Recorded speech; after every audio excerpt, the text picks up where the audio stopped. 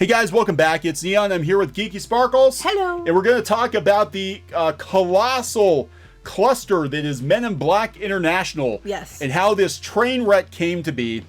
And who has the best insight into this train wreck but the Mary Sue? Which is surprising. Which is very surprising. I haven't read this yet, so I might disagree with you as we progress through the article. They're actually citing an article in, I believe, the Hollywood Reporter, but they actually did a pretty decent job of breaking it down.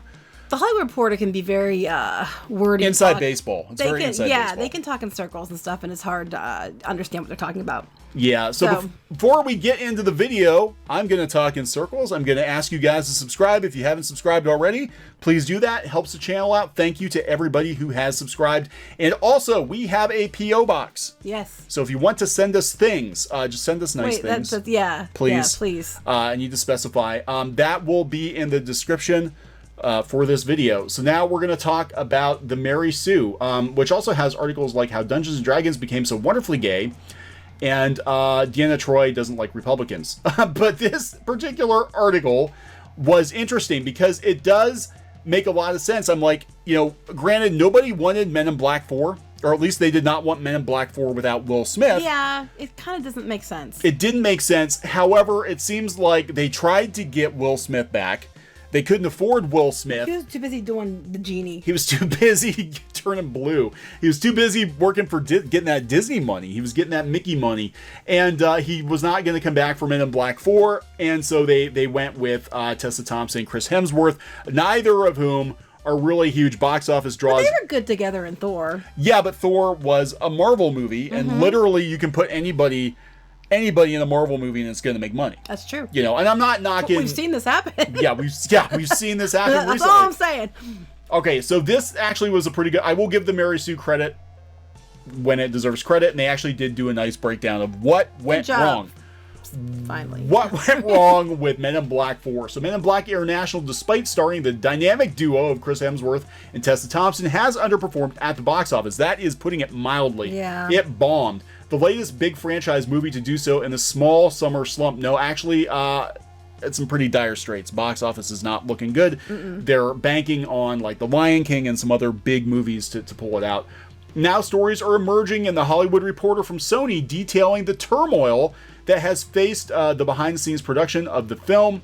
Turmoil that almost made director F. Gary Gray. So why are they doing this? Why would Sony come out and just say, here's what happened? I think they're just trying to play the blame game. Deflect and blame? Yeah, okay. so the director almost left entirely. Sony's issues began when it was trying to decide which franchise it should continue, either Men in Black or 21 Jump Street.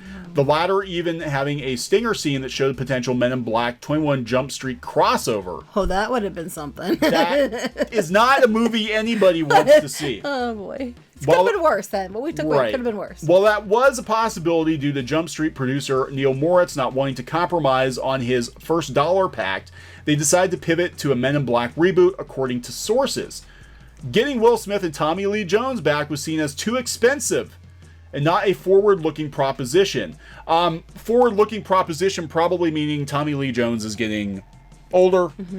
We don't know how much Tommy Lee Jones we have to look forward to, but to be fair, the first Men in Black movie, he wasn't supposed to come back for 2 and 3. The whole plot of the first movie was that Tommy Lee Jones was retiring. Yes. And Will Smith was going to be the new main character, and they could have brought any sidekick in, and they brought him back. They stuck to formula. They stuck to formula. Because it worked. Why change it? In Men in Black 3, they had Josh Brolin playing a younger version of Kay, and he did a really good job. So, anyway, so instead, they looked for younger, more current stars for the movie and a female co-lead.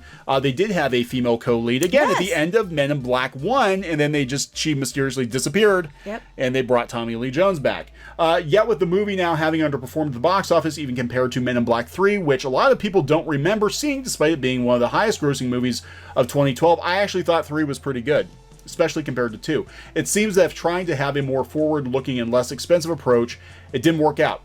So where the conflict seems to have been centered on is between the director, who also did The Fate of the Furious, and the producer, Walter Parks. Apparently the two clashed on the vision for the movie, which was written by the folks who did Transformers The Last Night. Be an Iron Man, too. And Iron Man, I'll give them that. But Transformers The Last Night. You're only as good as your most recent things. You're only as good as your last movie. Transformers: The Last Night was terrible. I couldn't even finish it. With early drafts that were edgier and tied the story to the current debate surrounding immigration. That gets a double sigh. However, Parks had final cut on the film and oversaw several rewrites that stripped away the more modern sensibilities that brought Thompson, Hemsworth into the project and created confusion because they were getting new pages every day. That's not good when you're literally having the script rewritten as you're filming the movie. That's not a good thing. That's not a good sign. It got so bad they apparently hired their own dialogue writers to try and make something work. One of the complaints I've heard is that the movie doesn't really take advantage of the chemistry and charm of Thompson-Hemsworth friendship. They actually do seem like they get along in real life. I like those two together. I really do. If this constant stream of rewriters is factual, then that probably explains why they weren't being used to the best of their abilities. Also, it upsets me that they did have a more topical script. They didn't use it well. While Men in Black wasn't a message movie, and the traditional scenes, it did have messages about individuality, versus blindly following an inherent bias. Wow, this is coming from Mary Sue?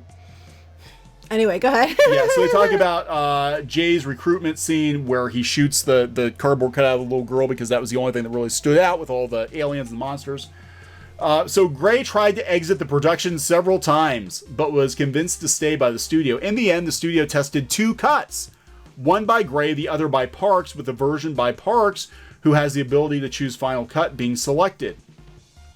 Too many cooks in the kitchen. It's disappointing that with a franchise that has so much promise and so much potential, they couldn't make something strong out of it. This is a movie nobody wanted. Yeah, I mean, it was interesting that they went with the international because then they could find a way to do a new one but still stay in the franchise. Like, get around it there. But it really wasn't necessary. It wasn't necessary. But yeah, I understand because they actually, I guess the head of International is who was actually in Men in Black 3. Emma Thompson was in previous movie. But, you know, they could get away from Will Smith's character because he was in the U.S. branch of the Men in Black. Nobody wanted this movie. Nobody cares. Yeah. And they don't care without Will Smith. I mean... Pretty much, because that's what they associate with it. I mean, this is what happens when you take something that has a certain actor or a certain character, a certain feel or something associated with it, and you change it all, it doesn't go over well. I think they realize this by now with all the examples we've been seeing. Yeah. Stop doing this. They keep doing this. They keep trying to reboot franchises with new new things. New actors. You know, and we talk about the sequel slump. That's what they're calling it this year. And maybe just Hollywood has to wake up and realize people don't want reboots. No. They don't want sequels. They don't want to be preached at. They just want entertaining movies and they want something new. They want new stuff.